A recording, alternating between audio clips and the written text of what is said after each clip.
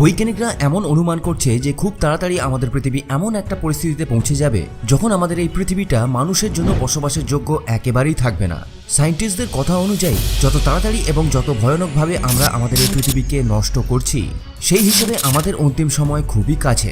অনেক research agency এটাও পর্যন্ত বলে যে আজ থেকে প্রায় 1000 কোটি বছর পর আমাদের সূর্য নিজের অন্তিম অবস্থায় পৌঁছে যাবে, আর নিজের মধ্যে উপস্থিত হাইড্রোজেন ফিউল শেষ হয়ে যাওয়ার সাথে সাথেই আমরাও এই পৃথিবীতে আর থাকতে পারবো না। আর আপনি কি এটা জানেন যে আমাদের সূর্য প্রায় 40 লক্ষ টন প্রতি সেকেন্ডে নিজের মাস ক্ষয় করছে, মানে 1 সেকেন্ডে প্রায় 40 লক্ষ টন করে। তো সেই হিসেবে প্রত্যেক বছরে সূর্য প্রায় 174 ট্রিলিয়ন টন মাস হারাচ্ছে। এর থেকে একটা জিনিস তো ক্লিয়ার যে সায়েন্টিস্টরা সূর্যের এই শেষ হয়ে যাওয়ার ব্যাপারে মোটেও গুজব রটাচ্ছে না। মানে মানব সভ্যতাকে আজ নয়তো কাল এই পৃথিবী ছেড়ে যেতেই হবে, কিংবা এই পৃথিবীতে বসবাস করতে করতেই তাদের একেবারে মানে সম্পূর্ণভাবে শেষ হয়ে যেতে হবে, ঠিক যেরকম ভাবে একটা সময় ডায়নোসরস শেষ হয়ে গিয়েছিল। তাহলে এই বিধ্বংসী ভবিষ্যৎ থেকে কি আমরা কোনোভাবেই বাঁচতে পারবো না? আর যদি এরকম কিছু হয় তাহলে আমরা কোথায় যাব? চাঁদে যাব নাকি মঙ্গল গ্রহে যাব?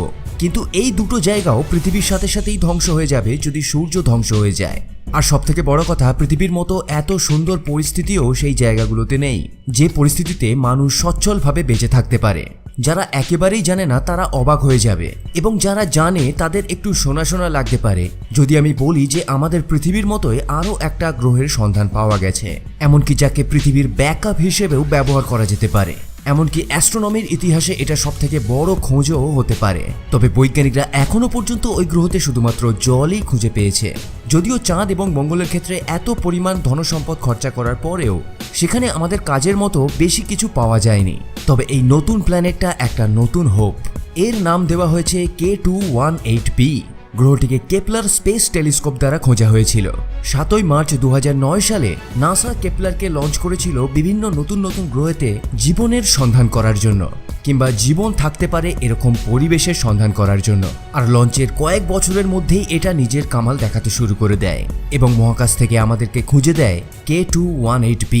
2015 সালেই একে খুঁজে পাওয়া গিয়েছিল। আর কন্টিনিউয়াসলি রিসার্চ চালিয়ে যাওয়ার পর বর্তমানে এর সম্পর্কে আমরা অনেক ইনফরমেশন জোগাড় করতে পেরেছি। যেহেতু এই গ্রহতে জল পাওয়া গেছে, তাই মনে করা হচ্ছে যে এখানে মানুষের বসবাসের জন্য উপকূল পরিস্থিতি থাকার সম্ভাবনা অনেক বেশি।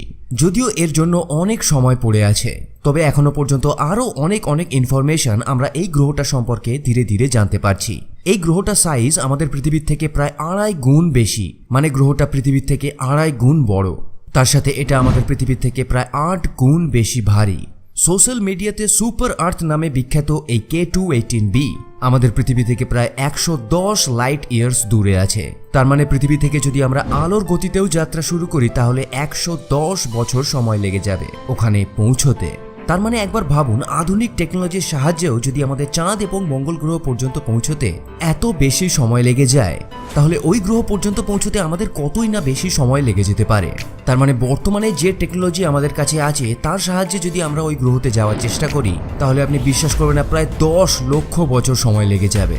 এই জন্য যখন কথা আসে স্পেস এক্সপ্লোরেশনের, তখন আমরা হাড়ে হাড়ে টের পাই যে আজকেও আমরা স্পেস টেকনোলজির ব্যাপারে কত পিছিয়ে আছি। চলুন মনে করে নেওয়া যাক যে আমরা একটা নতুন হাইটেক টেকনোলজির ব্যবহার করলাম এবং ওই গ্রহ পর্যন্ত পৌঁছেও গেলাম। আপনি কি ভাবতে পারছেন যে ওই গ্রহের সারফেসটা কেমন হবে? মানে যেরকম আমরা দূর থেকে রিসার্চ করে জানতে পারছি একদম কি সেরকমই হবে, নাকি সেখানে পৌঁছতেই প্ল্যানেটটা আগের থেকে অনেক পাল্টে যাবে? এই ব্যাপারে এখন থেকে কোনো কিছুই বলা মুশকিল। গ্রহটি মাত্র 33 দিনে নিজের একটা প্রদক্ষিণ কমপ্লিট করে। যেরকম আমাদের পৃথিবী সূর্যের চারিদিকে ঘোরে, সেইভাবে এই গ্রহটাও একটা ডোয়ার্ফ স্টারকে কেন্দ্র করে তার চারিদিকে ঘোরে। এই জন্য গ্রহটার একটা সাইডই আমরা দেখতে পাই। যেরকমভাবে আমাদের চাঁদ পৃথিবীর সঙ্গে টাইডালি লকড আছে, সেইভাবে এই গ্রহটাও নিজের ডোয়ার্ফ স্টারের সঙ্গে টাইডালি লকড আছে।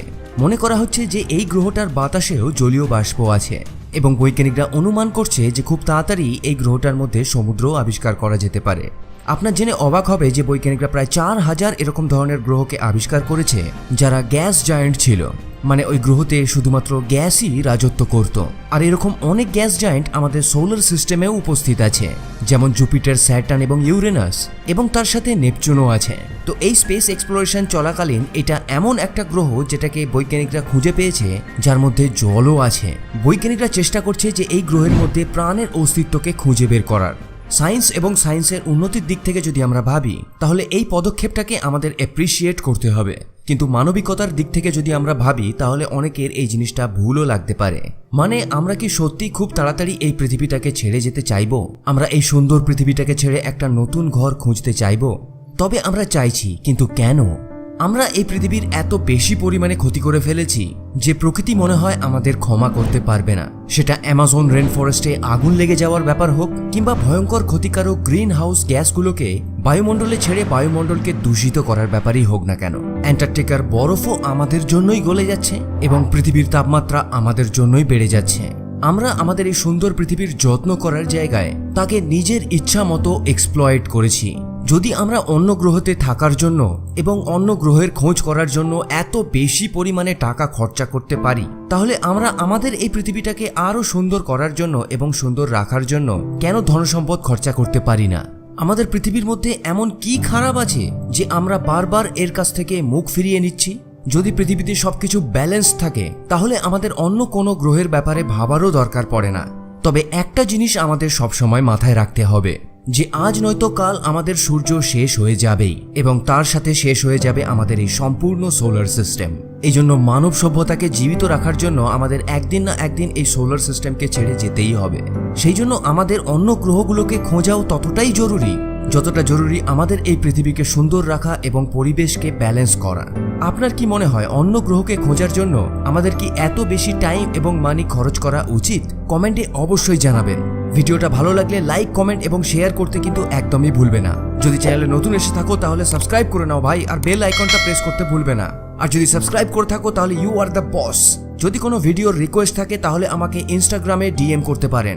ফেসবুক এবং ইনস্টাগ্রামের লিংক ডেসক্রিপশনে দেওয়া আছে। তো আজকে এই পর্যন্তই, আবার দেখা হবে পরের ভিডিওর সঙ্গে। ততক্ষণের জন্য স্ক্রিনের এই ভিডিওগুলোর মধ্যে যে কোনো একটা আপনি এনজয় করতে পারেন। ধন্যবাদ।